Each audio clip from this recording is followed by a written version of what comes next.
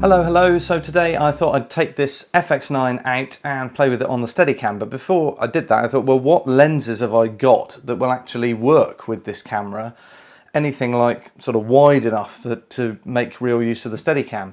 So first off, I'm going to do a lens test. So we've got the sort of now kind of stock thing that the FX9 is built around, and that's the 28-135 Sony f4 lovely power zoom OSS E-mount lens.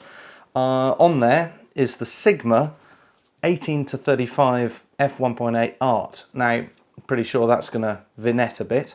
We've got the pair of that, the Sigma 50-100 f1.8 art. These are both Canon mount with the adapter on. Got a couple of different adapters. See if the autofocus works okay with them. I've got two Nikon lenses. So I've got the pretty new 20mm f1.8, which is absolutely beautiful piece of glass. But of course there will be no communication with the Nikon lenses and the Sony body at all, because the adapters that are out there aren't very good yet. I got this Sigma Nikon mount 14mm f2.8. So that's going to be the widest of everything we've got here. That will definitely cover full frame. And my trusty go-to wide for the FS7, the Sony f4 10-18 OSS. I really like this. It's pretty sharp. It's very small, compact, covers a really wide area. But not really sure what it's going to do on here. These two are crop lenses, or these three are crop lenses which cover the Super 35 sensor of the FS7 perfectly, but this is full frame, so interested to see which lenses work on the FX9. Okay, so here we have the Steadicam with the FX9 on. All weighs very well, it balances nicely. Fairly heavy for my little mid-range arm here, but flies nicely because it's got the nice big 28-135 lens on the front.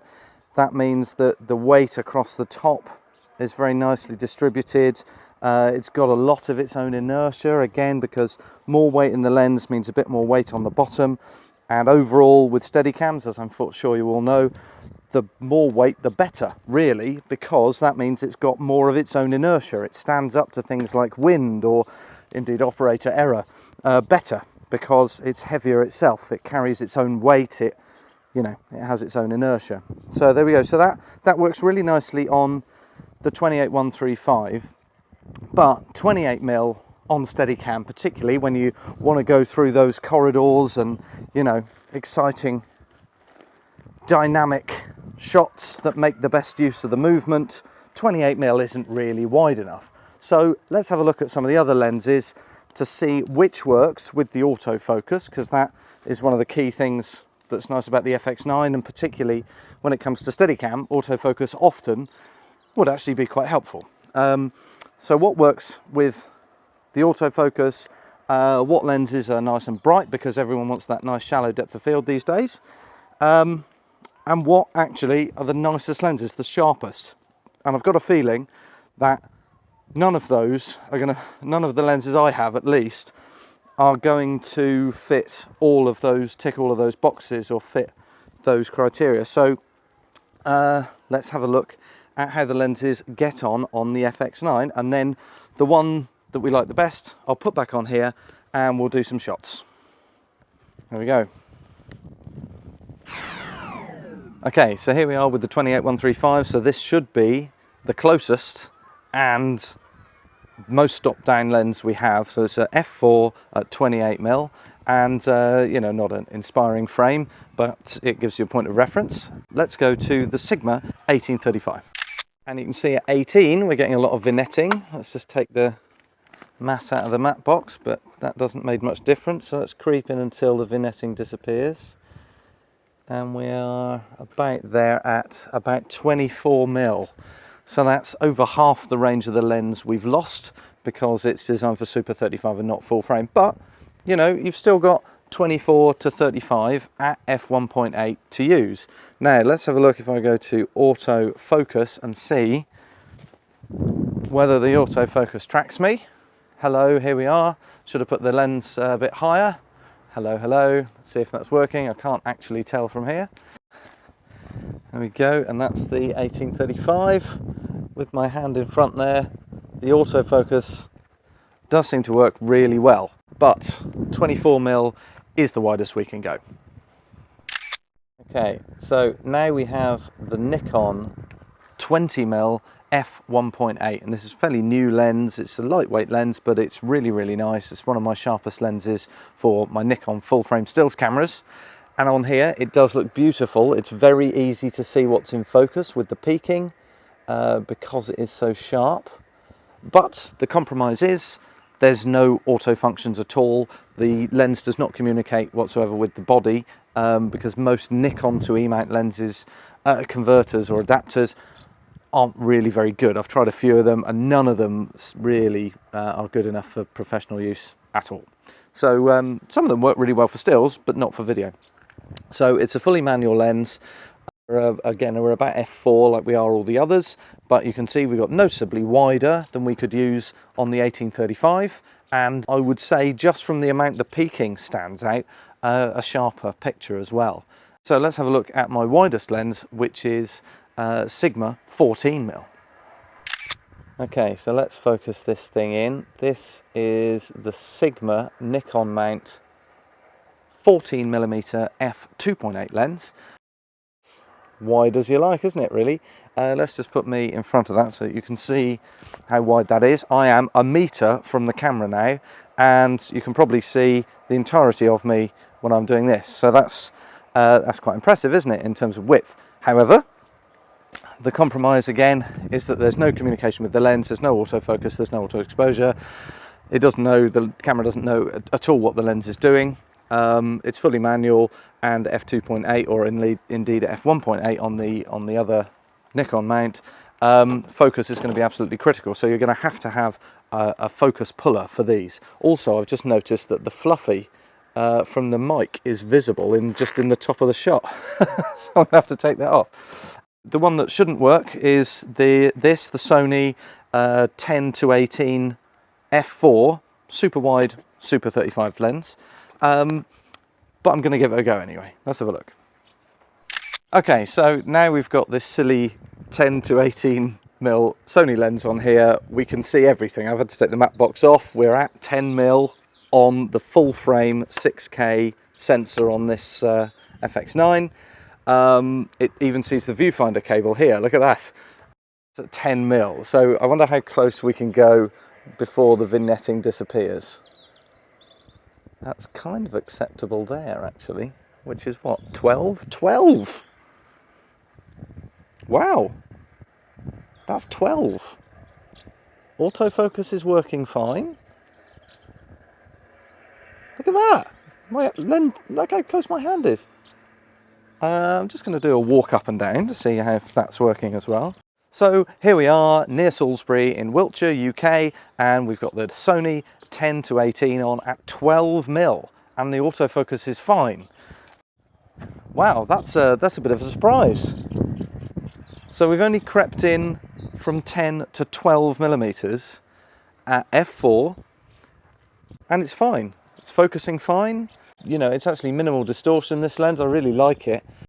Thought our widest lens today was going to be this one, the daft Sigma 14mm f2.8, but actually it's the little old Sony f4 10 to 18, which has been my favourite wide for years, since I got an FX7, because it's, you know, it's beautiful, it's small, it's sharp, it's light, it's f4 constant, and it's really silly wide. And actually on this FX9 full frame camera, it's still silly wide, constant f4, auto everything, and takes advantage of the cracking autofocus.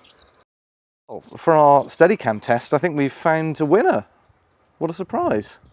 Goodness me, I wonder if at 12mm there's room for the matte box, because actually I know most people will say that you need a matte box for simply impressing the client.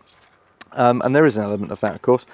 But I do find that the more I do work as a director of photography these days, or cinematographer if you're in the States, the more I actually use filters. Because as much as it's nice to grade things properly afterwards and have a proper colorist on your job, the more you can do in camera, the better. Because then you're not leaving it to someone who wasn't there at the time to determine what you wanted, even if you are lucky enough to be in the grade. So there we go. So we've got the matte box on, battery, everything's running at 12mm on this little lens. Let's see what it's like on the Steadicam.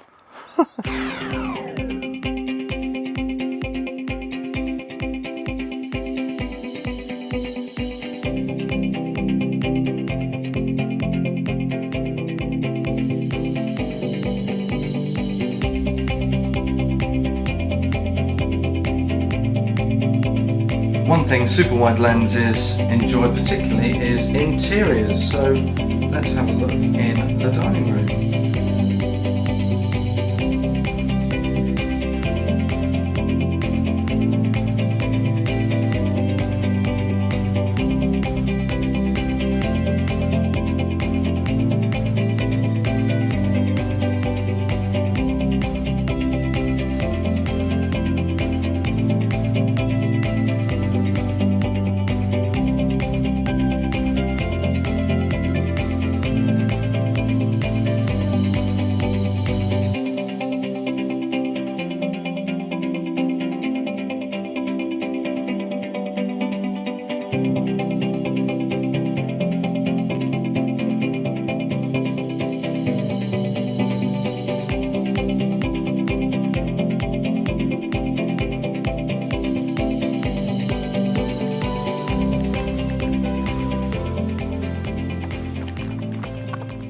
Well, that's pretty conclusive, isn't it?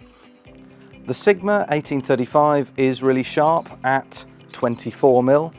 The Nikon is really sharp at 20mm, but sharp enough is this, the 10-18 at 12mm. So really interesting little comparison there. Again, these are not all the lenses available by a long way. These are just the lenses I have. And if you're coming from an FS7, which I am, they're probably lenses you might already have. So this is why I chose to do those on these lenses. There are Canon equivalents to the Nikons, and some of those, the autofocus will work quite nicely. I've just always preferred Nikon glass and the look that Nikon gives. So that's why I've got those. But otherwise, there we go. That's the FX9 on Steadicam with a good selection of lenses. But coming out on top is that 10-18 Sony OSS. Built for Super 35, looks awesome on full frame. So there we go, that was quite interesting, wasn't it? I don't know if that was what you expected, or it wasn't quite what I expected, I have to say, from these lenses. And I think probably if I'm going to do Steadicam work on the FX9, I'm probably going to hire one of Sony's own, what are they, 16-35, something like that. The full frame Sony lenses to go on here, because the autofocus on this thing is so good that I think actually you can get away without a focus puller on the FX9 on Steadicam for quite a lot of situations, which will be pretty cool. However, obviously there's lots of other options that will go on full frame, which will work really nicely and look really beautiful. This lens, the 20-1.8, is fantastically sharp on my Nikon cameras, and it was fantastically sharp on here. So that would be my manual choice, I think, of the lenses I own to use on there on the Steadicam. Otherwise, what do you think? What should I have considered instead? What could I hire to try on this for Steadicam use particularly? Interested to hear your thoughts. Meanwhile, thank you very much for watching. I've been John Fry.